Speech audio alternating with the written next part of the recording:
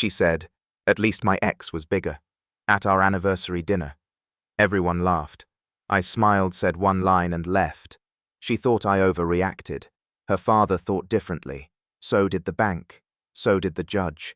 By the time she realized what she'd lost, I was already gone. My name is Paul Brooks.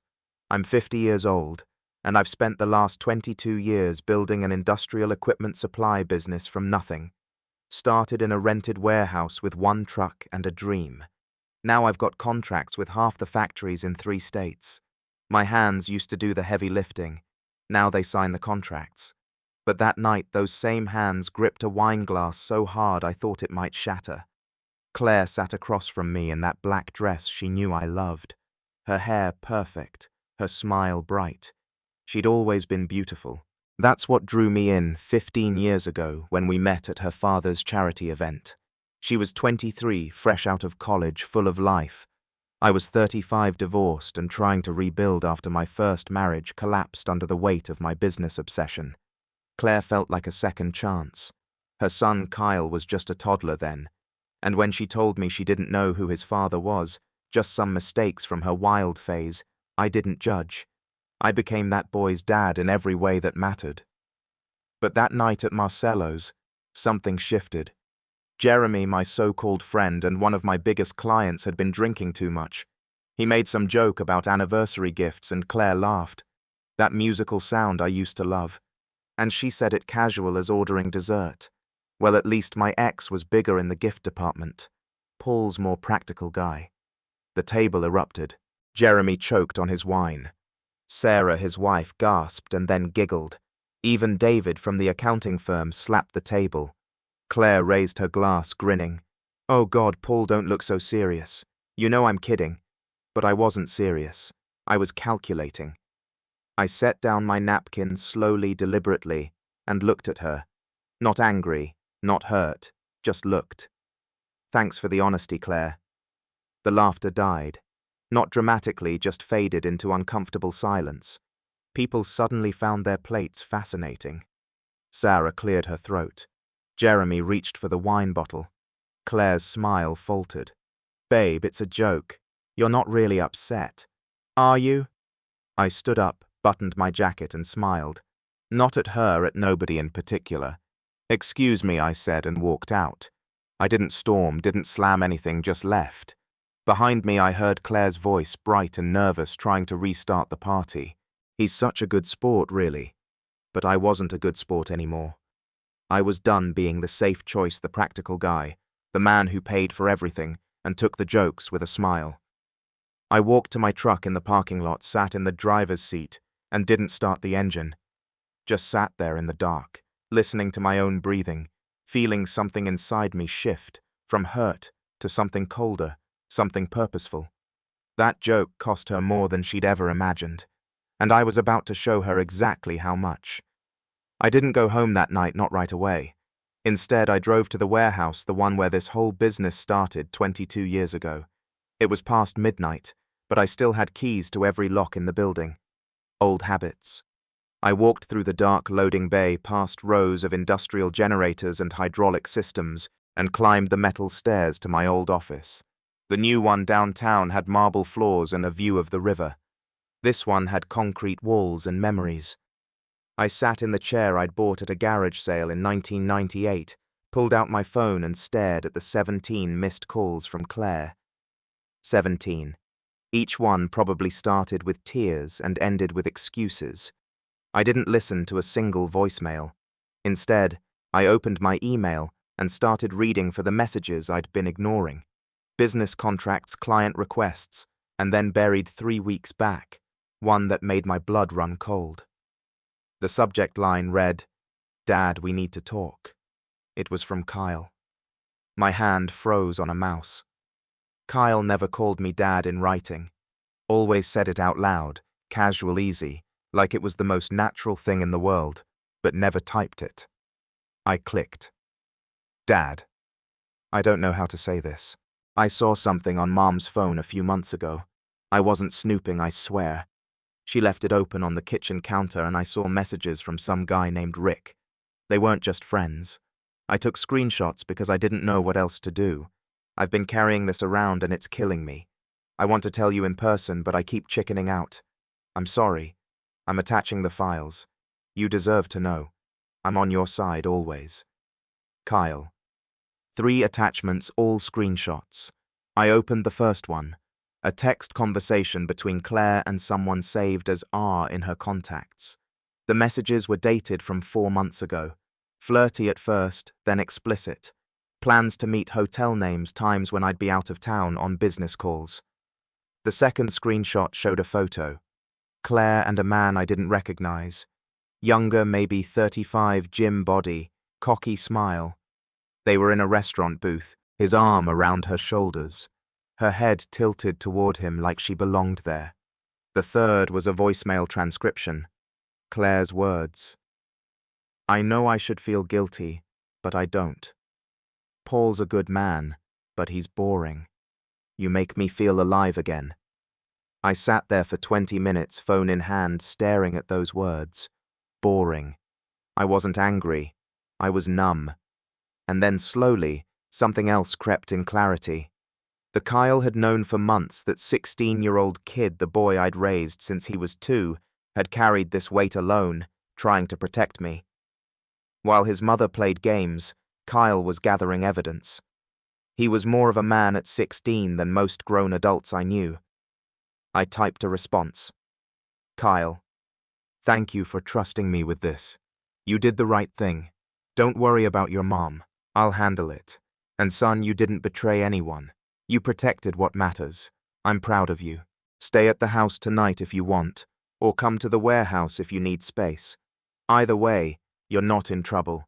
You never were. Dad. I hit send and leaned back in the chair. Claire had made her choice. She'd humiliated me publicly, betrayed me privately, and underestimated the one person in that house who actually had a spine. My phone buzzed. Kyle's response came through fast. I'm coming to the warehouse. I don't want to be here when she gets home. 20 minutes later, headlights swept across the parking lot. Kyle's beat-up Honda pulled in, and the kid walked through the bay door carrying a backpack and looking like he'd been holding his breath for months. I met him halfway. He didn't say anything, just dropped the bag and stood there, shoulders tight, eyes red. Come here, I said. He stepped forward and I pulled him into a hug. The kid was taller than me now, but he still felt like the toddler who used to climb into my lap during thunderstorms. You're not alone in this, I told him quietly. We're going to be fine, both of us. He nodded against my shoulder, and for the first time in months, I felt something other than anger. I felt purpose. Claire thought she'd won. She thought the joke, the affair, the lies were all hers to control. She was wrong, and she was about to find out just how wrong. Kyle stayed at the warehouse that night. We set up a cot in the break room, and I made coffee while he unpacked his laptop. The kid had thought ahead. He'd backed up everything to a cloud drive, made copies, even printed out some of the worst messages, and tucked them in a folder labeled Math Homework. When did you get so smart? I asked, sliding a mug across the table to him. He shrugged, not meeting my eyes. I watch a lot of crime shows, and I knew if I was going to do this, I had to do it right. I sat down across from him. You shouldn't have had to do anything. This isn't your burden to carry. She's my mom, Kyle said quietly. But you're my dad, and she hurt you. That makes it my problem too. I didn't know what to say to that, so I just nodded. We spent the next 3 hours going through everything. The messages, the hotel receipts, the photos. Kyle had even tracked the guy down on social media. Rick Valdez, 36, personal trainer, at an upscale gym downtown. Divorced, no kids. His profile was full of shirtless selfies and motivational quotes about living your truth. Real piece of work, Kyle muttered, scrolling through Rick's Instagram. Mom met him at the gym 6 months ago. She started going every morning before work, said she wanted to get healthy. And you figured out how. She started dressing different, doing her makeup before the gym instead of after, and she come home later and later.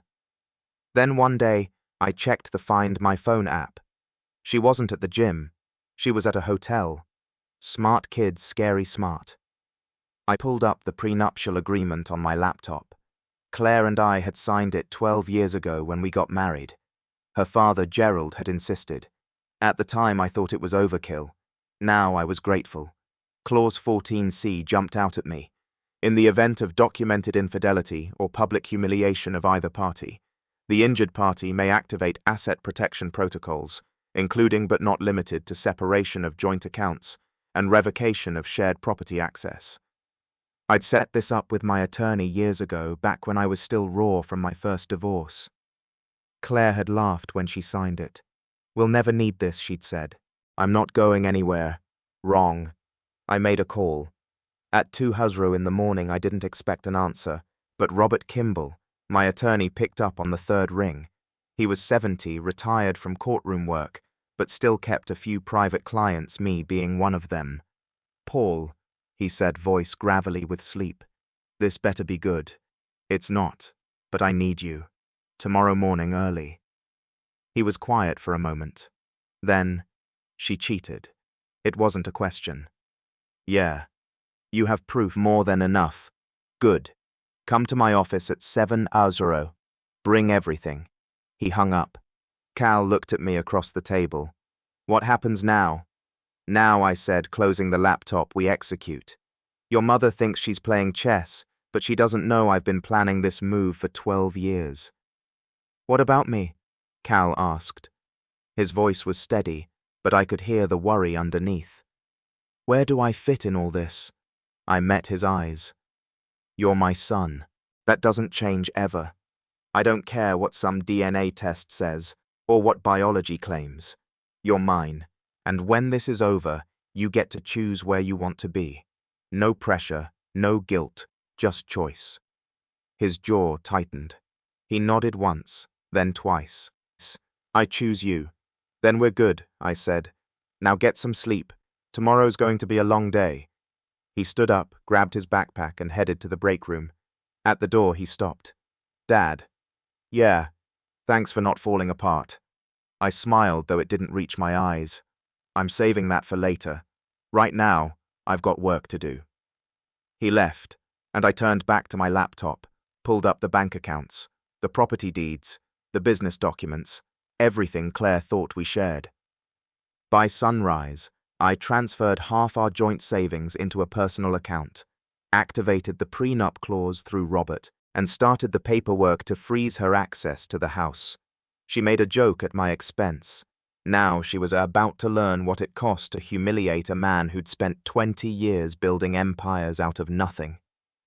Claire came home at 3:00 in the morning. I heard the garage door open from the warehouse office, where I was monitoring the security cameras I'd installed 6 months ago. Another thing she didn't know about. I watched her stumble inside, still in that black dress, heels in hand. She checked the living room, the kitchen, then went upstairs to our bedroom. She found it empty. I watched her pull out her phone, dial my number. It rang on the desk in front of me. I let it go to voicemail. She tried again and again, 6 times in 10 minutes. Then she called Kyle. That's when I picked up my phone and sent him a text. "Don't answer. Let her sweat." His reply came fast, already on it.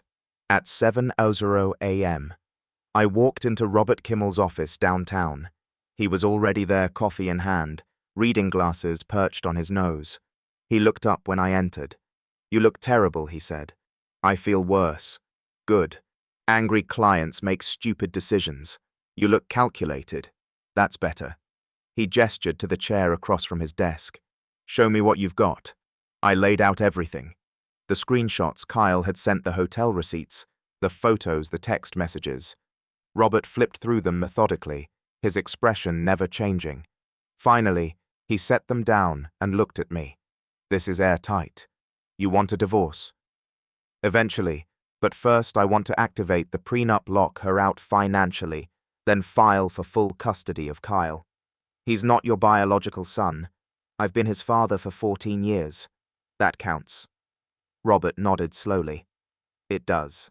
And given that she's the one who committed adultery, and that Kyle is 16 and can choose where he lives, You've got a strong case, but it's going to get ugly. Let it." He smiled thin and sharp. "I'll have the papers filed by noon. She'll be served by end of business today. What about the house? Under the prenup, you can revoke her access to any property held in your name prior to the marriage. That includes the house on Belmont Ridge. Do it," Paul Roberts said, leaning back in his chair. "I've known you 20 years. You're not a vindictive man, but you're about to burn her world to the ground. You sure about this?" I thought about the joke, the laughter, the humiliation, the months of lies while I worked myself half to death to give her the life she wanted, the way she'd looked at me across that table, like I was nothing more than a checkbook with a pulse. "I'm sure," I said. Robert nodded. "Then let's get to work." By noon, the joint bank account was frozen. By 2:00 p.m., the house locks were changed. By 4:00 p.m., a courier delivered the papers to Claire at her office downtown. I didn't need to be there to see her reaction. I could imagine it. The shock, the anger, the realization that the boring, practical husband she'd joked about wasn't nearly as soft as she thought. Kyle and I had lunch at a diner across town. He picked at his fries, quiet. "She's going to call you," I said. "I know. You don't have to answer." He looked up at me. "What if she cries?" "Then she cries. That doesn't change what she did." He nodded, but I could see the conflict in his eyes. She was still his mother. That didn't just disappear no matter how much she'd screwed up. "Kyle," I said, "whatever you decide, I'm not going to be angry. If you want to talk to her, talk to her. If you want to see her, see her. This is between me and her. You don't have to choose sides." "I already did," he said quietly. "I chose you the day I sent that email." My phone buzzed. A text from Robert. "She's called my office 12 times in the last hour. Friend to sue. I told her to get her own lawyer." I showed Kyle the message. He almost smiled. "Think she's figured it out yet?" he asked. "That I'm not the safe, boring guy she married." I said, "Yeah, I think she's starting to get the picture. Gerald lost and didn't call me. He showed up 3 days after Claire got served with papers.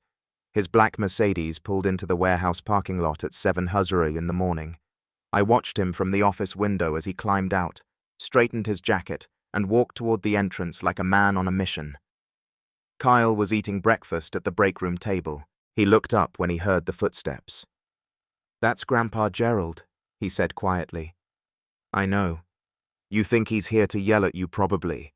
But when Gerald walked through the door, he wasn't angry. He looked tired old in a way I'd never seen before. He was 68, built like a man who'd spent his life in boardrooms and country clubs. But right now, he looked like someone had knocked the wind out of him. "Paul," he said. "Gerald." He looked at Kyle. "Morning, son. Morning, Grandpa." Gerald turned back to me. "Can we talk privately?" I nodded toward my office. Kyle stayed at the table watching us both with careful eyes. Inside, Gerald sat down heavily in the chair across from my desk. He didn't speak for a moment, just stared at the floor hands clasped in his lap. "She came to me yesterday," he finally said, crying, "telling me you'd locked her out of the house, frozen the accounts, taken Kyle from her. Said you were being cruel and vindictive over nothing, and you believed her." He looked up at me, and his eyes were sharp. "I've known you 15 years, Paul. You're a lot of things. Vindictive isn't one of them. So no, I didn't believe her. I asked her what happened, really happened. She gave me some story about a joke at dinner that you blew out of proportion. It wasn't just a joke." "I know." Gerald pulled an envelope from his jacket pocket and set it on my desk. "I hired my own investigator. Had him follow her for the last week. That's what he found." I opened the envelope. More photos. Claire and Rick Valdez. Different hotels. Different restaurants. Timestamps showing she'd been meeting him almost daily since I moved out. She didn't even slow down. Gerald said, his voice flat. "You walked out, filed papers, and she just kept going. Like nothing happened." I set the photos down. "I'm sorry you had to see this. Don't be sorry. I needed to know." He leaned back in the chair, looking older than ever. When Claire was young, I spoiled her. Her mother died when she was 12, and I didn't know what else to do. I gave her everything she wanted. Never made her work for anything. I thought I was being a good father, but I created someone who doesn't understand consequences. Gerald, let me finish. He held up a hand. I'm not excusing what she did. I'm explaining it. She thinks the world revolves around her, that people exist to make her happy, and when they don't, she just moves on to someone who will. That's my fault, not yours. What are you saying? I'm saying you're doing the right thing. Lock her out. Take the house. Protect Kyle. Gerald looked toward the door where Kyle was still sitting in the break room. That boy deserves better than what she's giving him. And frankly, so do you. I didn't know what to say. Gerald stood up. I'm changing my will. Claire won't inherit a dime.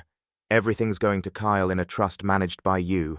I'll have my attorney draw up the papers this week. You don't have to do that. Yes, I do. Because if I leave it to her, she'll blow through it in 5 years and have nothing to show for it. But Kyle, he's got your sense, your work ethic. He'll make something of himself. Gerald walked to the door, then stopped. Paul, I'm sorry. For what she did. For not seeing it sooner. You're a good man. You deserve better. Thank you, Gerald. He left. Just like that. No dramatics. No anger. Just a father accepting that his daughter had failed, and choosing to do the right thing anyway. Kyle appeared in the doorway a moment later. What did he say? He's on our side, I told him. Kyle's shoulders sag with relief. I thought he'd hate me for picking you. He doesn't. He's proud of you. Kyle nodded, but I could see the emotion working behind his eyes. He just lost his mother in every way that mattered. And even though he'd chosen me, even though he knew it was the right choice, it still hurt. Come here, I said. He crossed the room, and I pulled him into a hug. He was 17 now, nearly a man, but he still needed this. We all did. We're going to be okay, I said quietly. Both of us. I know, Kyle said, because you don't quit. No, I thought I don't. 2 weeks after the papers were served, Robert Kimball called me with news I wasn't expecting. Paul, we got a problem. Or rather, Claire has a problem, and you're about to benefit from it. What kind of problem? I was going through the financial records for the divorce proceedings. You know, standard audit. Making sure everything's accounted for. I found some irregularities. I sat up straighter. What kind of irregularities? The college fund you set up for Kyle. The one with $150,000 in it. It's at $82,000 now. My blood went cold. What's $68,000 withdrawn over the last 18 months? Multiple transactions, all authorized by Claire.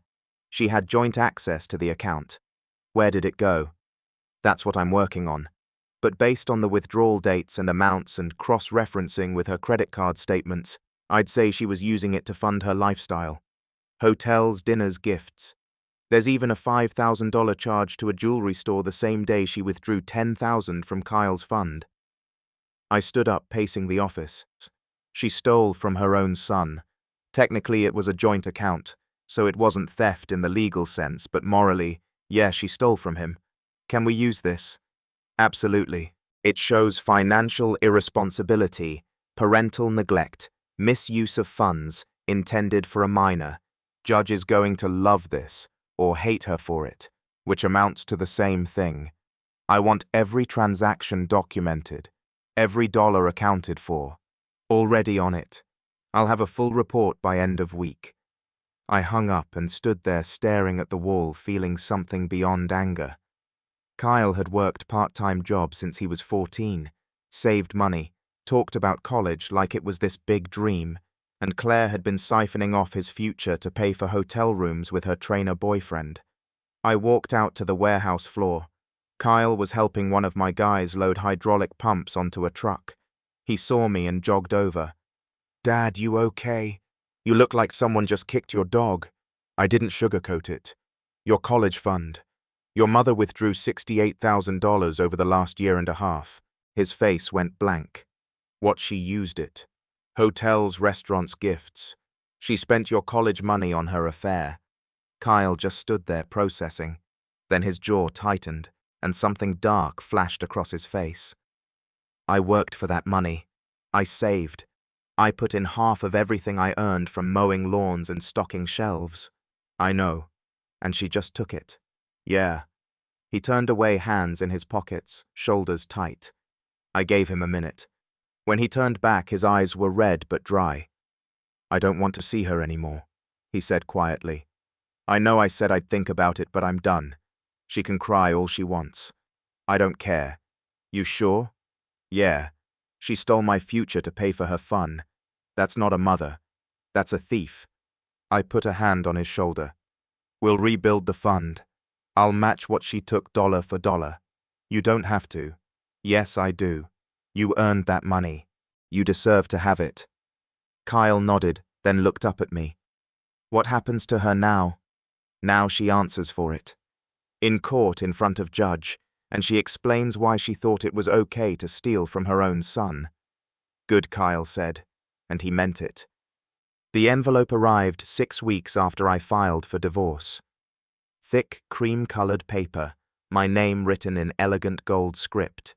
Inside was an invitation to the Lawson Foundation annual gala, celebrating 25 years of charitable work in industrial safety and education. I stared at it, sitting in my warehouse office coffee, going cold on the desk. The gala was Gerald's pride and joy. Every year, he gathered the city's business elite, raised money for scholarships and safety programs, gave speeches about responsibility and legacy. I'd attended 12 times, always with Claire on my arm, always playing the role of the supportive son-in-law. This year will be different. Kyle walked in, saw the invitation, and raised an eyebrow. You going? Thinking about it. Mom will be there. I know. You sure you want to deal with that? I set the invitation down. Kyle. I've spent the last month and a half hiding, moving money, filing papers, avoiding confrontation.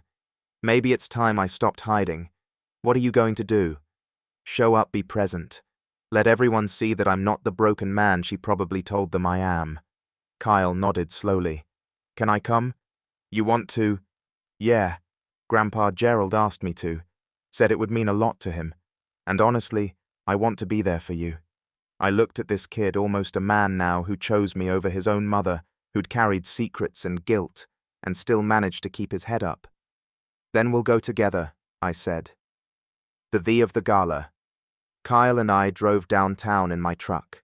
He wore a suit I'd bought in that afternoon, charcoal gray. Fit him perfectly. He kept adjusting his tie. You look good, I told him. I feel like I'm playing dress up. You're not. You're representing yourself, and you're doing it well. We pulled up to the Grand View Hotel, handed the keys to valet, and walked through the massive doors into the ballroom. The place was packed. Business owners, city officials, donors. Everyone dressed to impress, holding champagne glasses, making small talk. And there near the center of the room was Claire. She wore red.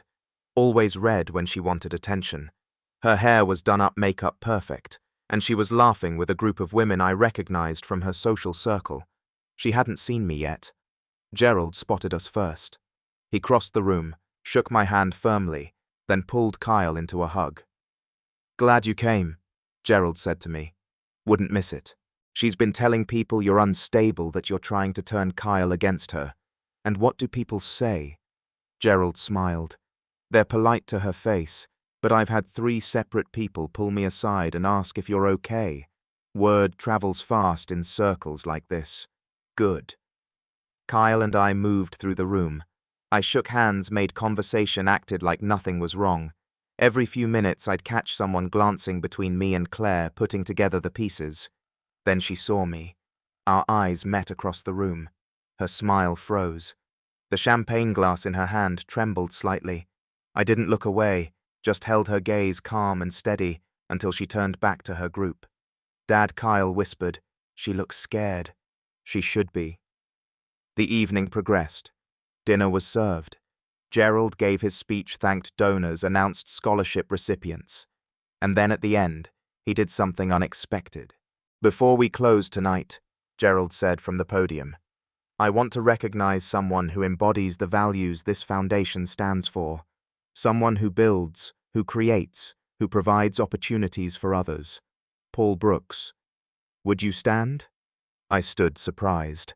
Paul started with nothing and built Brooks Industrial Supply into one of the most reliable contractors in the state. He employs over 60 people. He's been a partner in this foundation for years, quietly funding scholarships, never asking for recognition. And more importantly, he's been a father to my grandson Kyle, who's here tonight, and who's grown into a fine young man because of Paul's influence. Applause filled the room. I saw Claire's face go pale. Gerald continued, Family isn't always blood. Sometimes it's the choice we make to show up, to do the work, to be present. Paul's done that, and we're grateful. I sat down. Kyle gripped my shoulder. Around the room, people were watching me differently now, not with pity or curiosity, but with respect. Claire left 10 minutes later. Didn't say goodbye to anyone, just walked out, heels clicking on marble. Kyle watched her go. She didn't expect that. No, I said she didn't. And that was the point. Claire tried to approach me 3 times that night at the gala. Each time someone intercepted her. First Gerald, who pulled her aside for what looked like a tense conversation. Then one of her friends who whispered something that made Claire's face flush. The third time I simply turned and walked in the other direction. By the time the event ended, she was furious. Kyle and I were walking to the valet stand when she caught up to us in the lobby. Paul, she called out. I stopped, turned. Kyle stayed beside me. Claire looked different up close, tired under the makeup, thinner than I remembered. Her eyes were hard. We need to talk, she said. No, we don't. Yes, we do. You're turning everyone against me. My own father just humiliated me in front of 200 people. He recognized me for my work. That's not humiliation. You know what I mean. Her voice rose. You've poisoned him. You've taken Kyle. You've locked me out of my own house. This is insane. Your house, I said calmly. The one I bought 7 years before we got married. The one that's titled solely in my name. She faltered. We built a life there. You built lies there. I built a life. There's a difference. Kyle shifted beside me, uncomfortable but silent. Claire looked at him, and her expression softened. Kyle, honey, can we talk? Just you and me. No, Kyle said quietly. Please. I'm your mother. You stole my college money to pay for your affair. Kyle said, his voice steady. You don't get to call yourself my mother anymore. Claire's face went white. I was going to pay it back. I just needed it. You needed what? Kyle interrupted. Hotel rooms, jewelry, whatever made you happy, while Dad worked himself to death, giving you everything. Kyle. I'm done, Kyle said. I gave you chances. I stayed quiet when I should have said something, but you kept going. You didn't stop. You didn't even slow down. So no, Mom, we're not going to talk. Claire's eyes filled with tears. Real ones, I thought. But whether they were for Kyle or for herself, I couldn't tell. She turned to me. You did this. You turned him against me. No, I said. You did that yourself. I just stopped protecting you from the consequences. I made one mistake. It wasn't one mistake. It was months of lying. It was stealing from your son. It was humiliating me in front of our friends. It was choosing someone else over your family, over and over again. She opened her mouth to respond, but no words came out. I stepped closer, lowering my voice so only she could hear. You made a joke at dinner about your ex, said he was bigger in the gift department. You wanted everyone to laugh at me, to see me as the boring, practical guy who couldn't measure up. Her face flushed. But here's the thing, Claire. Your ex might have given you bigger gifts, but I gave you a life, a home, a family, and you threw it away for cheap thrills and cheaper company. I turned to leave, then stopped. One more thing, I said, looking back at her. You told people your ex was bigger, but at least I'm the one people respect. The words landed like a hammer. Claire stood there frozen as Kyle and I walked away. Outside, the valet brought my truck around. Kyle climbed in quiet. As we drove away, he finally spoke. "That was brutal, Dad. She earned it." "Yeah," Kyle said she did. We drove home in silence, but it wasn't uncomfortable. It was the silence of two people who just fought a battle and won. The courtroom was smaller than I expected. Plain walls, fluorescent lights, rows of wooden benches. Claire sat at the defendant's table with her attorney, a sharp-looking woman in her 40s who'd probably heard every excuse in the book. Kyle sat beside me, hands folded in his lap. Josh said, Judge Patricia Hartwell entered, and we all stood. She was in her 60s, grey hair, pulled back tight eyes that missed nothing. She'd been on the bench for 30 years. Robert had told me she had zero patience for games. "Be seated," Judge Hartwell said. The hearing lasted 2 hours. Robert presented everything methodically. The affair, the hotel receipts, the screenshots of messages, the testimony from Kyle about finding the evidence.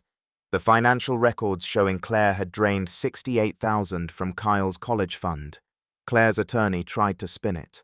"Your Honor, my client acknowledges mistakes were made in the marriage. However, the account in question was jointly held, and Mrs. Brooks had legal access." "Legal access doesn't mean ethical use," Judge Hartwell interrupted. "Continue." Robert then brought up the prenuptial agreement. Clause 14C, public humiliation and documented infidelity. He played audio from the anniversary dinner, recorded by one of the guests who had provided it voluntarily. Claire's voice making the joke, the laughter my response. The judge listened without expression. Finally, she sat down her pen and looked attorneys. "Anything else, Your Honor?" Claire's attorney said, "We'd like to request shared custody of Kyle Brooks and a division of marital assets per standard state guidelines." Judge Hartwell turned to Kyle. "Mr. Brooks, you're 16 years old enough to have a say in this.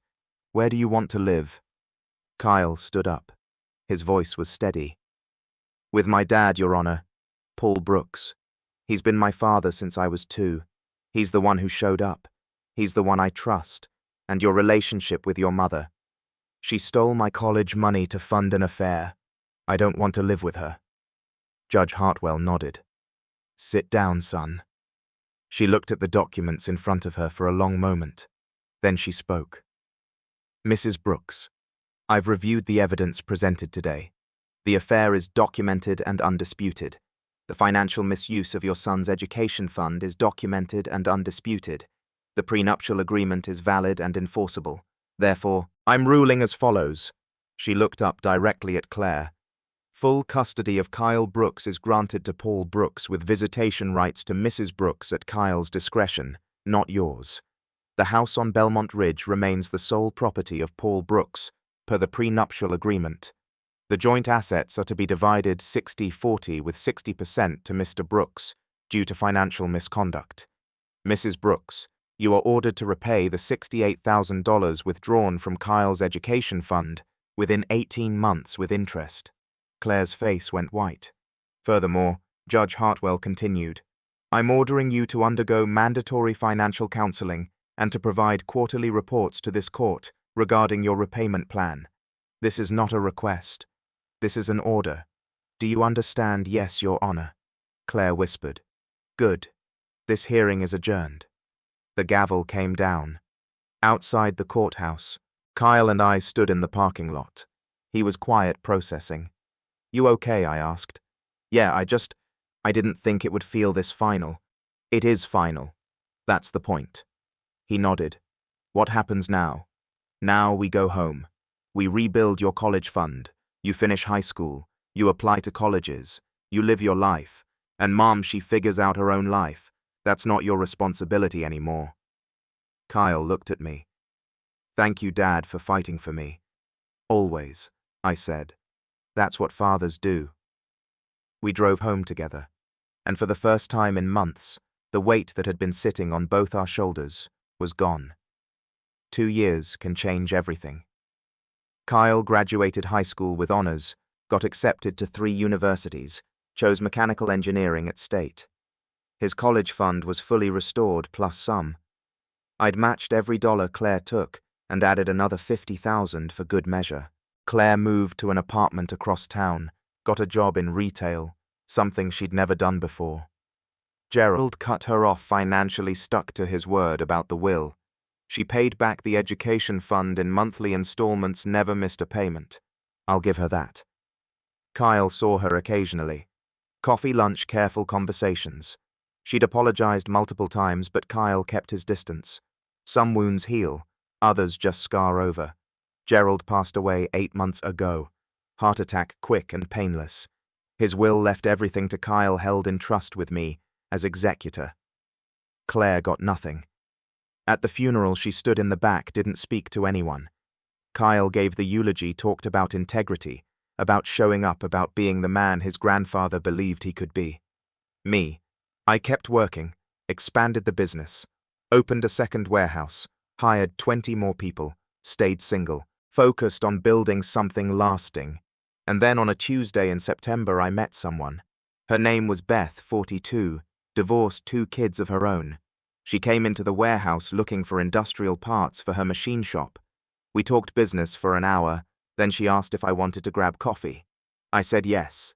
We took it slow, dinners, movies, long conversations about everything and nothing.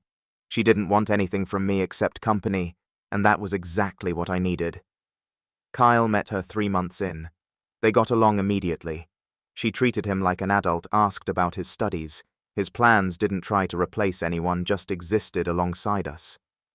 On Kyle's 19th birthday, we had dinner at the house, just the 3 of us. Beth cooked, insisted on it. Kyle told stories about college, about his engineering projects, about the life he was building. At the end of the night, as Beth was leaving, Kyle pulled me aside.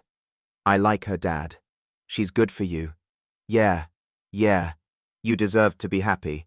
So do you, son. He grinned. I am, thanks to you. After he left for campus the next morning, I sat on the back porch with my coffee, looking out at the yard, thinking about everything that had happened. Claire had made a joke, a stupid, careless joke meant to get a laugh. She thought it was harmless, thought I'd take it like I always did, swallow my pride, play the good sport. But that joke cost her everything. Her marriage, her son, her father's respect, her inheritance. And me, I lost a wife, gained clarity, and learned that sometimes the strongest thing a man can do is walk away and let consequences follow. My phone buzzed. A text from Beth. Coffee later. My treat. I smile and type back. Sounds good. Life moves forward. Some people move with it. Others get left behind. I chose to move forward, and I wasn't looking back.